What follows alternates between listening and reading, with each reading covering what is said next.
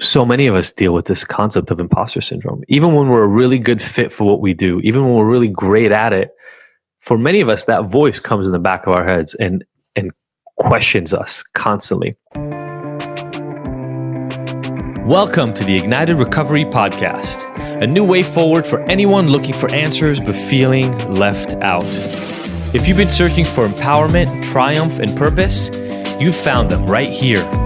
You won't hear the same solutions, and you're not going to have any excuses to fall back on, because Ignited Recovery allows heroes to rise and become their best selves. I'm Dr. Adi Jaffe, and I can't wait to be your guide on this journey. Are you ready to become an ignited hero? Hello, everybody, and welcome to this episode of the Ignited Recovery Secrets Podcast. I'm Adi Jaffe, and what I'm bringing you here today is a conversation I was having with our Ignited VIP members. If you haven't heard about it before, it's one of those groups where, you know, those of you who really love the Ignited podcast, love the events, love the stuff that we do. There's a special group, VIP, that stands for Very Ignited People, by the way. And in it, I bring special content. I answer questions that people have. I go behind the scenes. Sophie and I record videos and release them over there of the podcast and of other things that are going on in our lives. And sometimes we just go live in there and share. Now, this conversation that I was having in that group, I think, is one that is really, really informative for anybody who's ever struggled with the problem of not really knowing what they want out of life, not knowing what job to get, what schooling to go to, what partner to partner up with. And what I wanted to do for them was break down in really simple terms how to figure that out. How do I know where I'm supposed to go? Okay, so, I keep these pretty short on Fridays because, let's be honest, you're not ready to listen to like 2 hours right now. This is not Joe Rogan. So I'm going to go right to it, and you guys are going to listen in on the conversation that I had with them. I love letting you guys in on the behind the scenes stuff every once in a while. So this is a conversation we had in that Facebook group. I want to hear from you what you thought and how this aligned with your life. Do you know anybody who's struggling to figure out what to do and where to go? Have you sought one career path or one schooling path and then realized it's not where you want to go and you feel stuck? If any of that speaks to you or anybody you know, this episode is exactly for you. Hold on, tune in, check it out. All right. So I told you guys that I would do more lives in here, and I'm trying to kind of navigate everything, but I wanted to do something for us here. So you guys are going to get a glimpse into next week's recovery podcast, if that's cool with you all. Because what I want to talk about today is the concept of credibility and what makes us credible. When I went to get my PhD, one of the reasons I did it was because I was making up for lost time and really trying to establish who I was in the world. And I couldn't get a job. You heard that's why I got my master's, or why I even went into my master's program. But that's not why I went into the PhD, right? I had already almost completed my master's. I could have just stopped there and gotten some job after that. But I come from a family of doctors, and in my head, credibility meant you had doctor before your name. And so I realized that that's something that I had to do, or at least I thought that was something that I had to do. And so I went for my PhD, and it was a huge undertaking. I was the only one out of Cal State Long Beach psychology department who had gotten into UCLA back then. I don't know if I still am the only one. I had to work my ass off to get it. But it was like this Mount Everest that I had to climb in order to create the person that I wanted to become, right? Literally the persona that I saw myself becoming. Now, here's the thing, like every other pursuit in life, a huge part of the whole experience is actually the journey. And what I want to talk about here today is why our chase for credibility, for a lot of us anyway, is often one of the main reasons why we end up getting to outcomes and figuring out that maybe they weren't the ones we were going after all. And so I want to break this down into three kind of pieces. Where do we get our concept of what is credible versus what isn't? What happens when we step into that place, and the concept of imposter syndrome? And then the third piece is, with that in place, doing that, and understanding that those things are likely to happen, how do you still end up creating the life that you want? So I'll start out, like I said, my idea was a doctor before your name is how you became credible. Now, there's a whole thing that goes along with that. Once you become a doctor, you get an academic position, like a faculty somewhere. And once you do that, you become tenured. And once you become tenured, now you've reached the place that you're in. And so for me, the idea of what is even credible, what is even the type of person that I'm trying to become, fully came on from my family, right? Totally part of the story of how my dad did it, and therefore how I was supposed to do it myself. And whether you know it or not, you have stories in your past of what creates a good person, a credible person. I'm talking to a client literally as we speak by text who is having this exact struggle. What he believed he was going to be, how that ended not in a way that he wanted it to, and therefore completely derailed his life the way he saw it, because he wasn't going to be able to reach this credible end outcome. Now, when I finished my PhD, I didn't realize that I was chasing that so much. I wasn't that aware of my internal processes quite yet. Although I knew that I had a conversation with my dad about going into medical school, and we decided not to do that because my criminal history kind of wrote that off for me. So I decided, well, I'm not going to be an MD physician. I'm going to be a PhD doctor. And there was some weight to that, and there was lost some credibility in my eyes just by me not being able to be that doctor that I was always supposed to be. And as I kept growing up and got older, I realized, oh my God, the reason that was so important to me was not because it's objectively important in the world. Yes, people value doctors, etc. But that's not why it was. It was because the story I got from my family and the environment together. And so altogether, they created this script. And we talk a lot in the Ignited work on re-scripting your past. And so who you see as credible often comes from what you were taught is to be valued. Like entrepreneurship and owning a business, not at all part of the equation for me. Becoming an athlete and a superstar in sports, not at all part of the equation for me. Now, that's not true for some of you. Some of you have completely different stories. What you have to do to understand where your idea of what you have to become comes from is you've got to go back and look at the history, the environment you grew up in, the family you grew up in, etc. Because what you'll learn is as you develop and as you grow up in life, you'll learn that you actually value other things sometimes, things that were not that well looked upon when you were growing up. Like maybe you do want to become an athlete, and athletes were actually looked down at as people who couldn't cut it in business or shallow or whatever the thing is, whatever the story was in your life. What happens when you go against what you were taught is credible and appropriate is you get internal conflict, because you start thinking to yourself, well, maybe that's the wrong goal for me. Maybe that is not something I should even try to do because it's not worth all the work I'm going to have to do to get to the other side. And then you have to have kind of a spiritual little internal psychological conversation with yourself about, what do I want, right?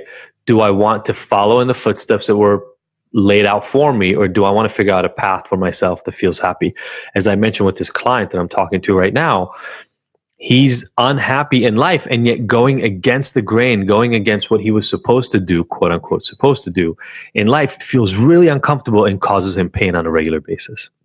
Now, the reason I think it's really important to figure this question out is because of the next piece I want to talk about, the concept of the imposter syndrome. I don't know if you've heard of this before, but I want to tell you how it relates to me first. I got my PhD. I went out to do these job talks, and I got to tell you, the entire time in the back of my head, there's a little voice saying, I'm not good enough.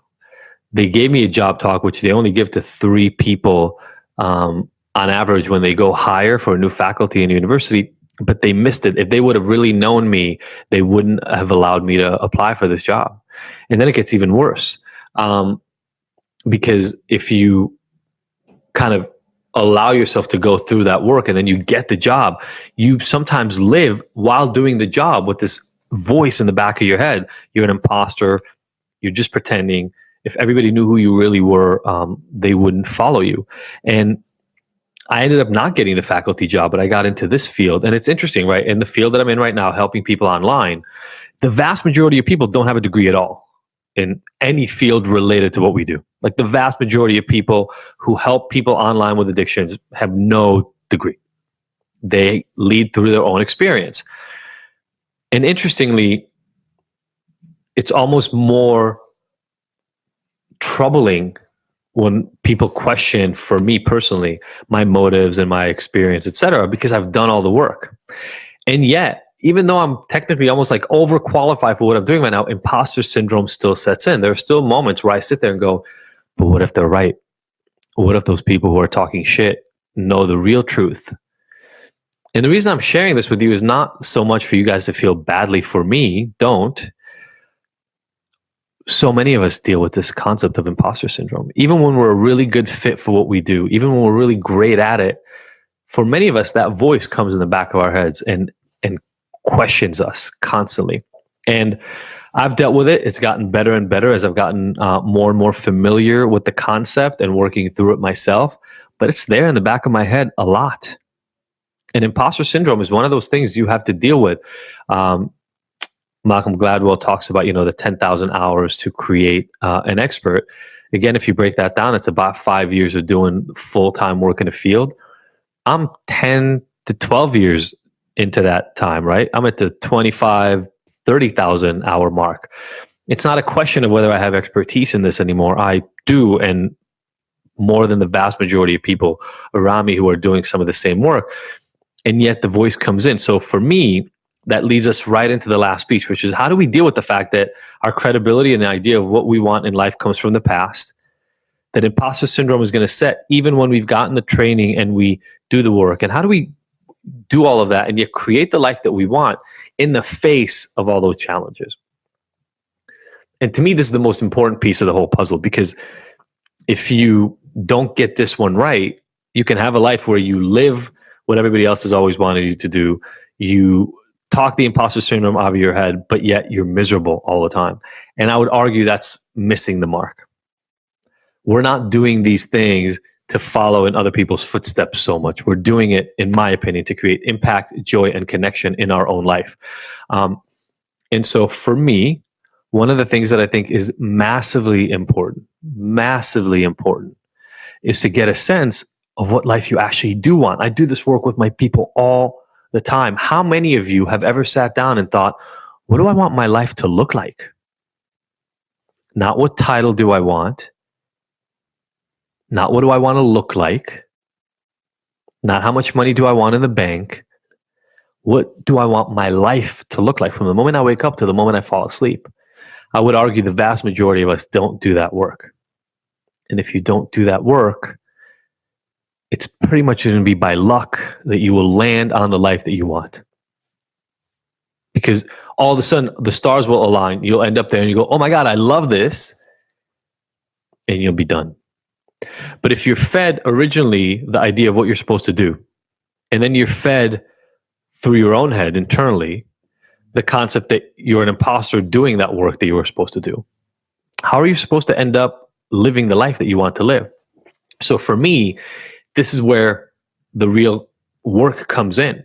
And so this is what I'm going to leave you with for today. And this is follow-up work for you to do. And I'd love to hear from you. If you screenshot this and leave me a note of what you came up with, I would love to hear it and share it myself, because it'll teach a lot of people and help a lot of people to get out of their own way. If you can sit down and figure out what it is that you like to do, what it is that you're good at, what it is that you can build your days out of, you can reverse engineer a life that will fit that. You can reverse engineer jobs that fit that. You can reverse engineer training, community, beliefs that will get you to that place. Otherwise, you're trying to get the beliefs and the environment and the friendships and the network and the job training that is just in front of you, whatever you were told you were supposed to have, instead of whatever is going to match the life that you want to have.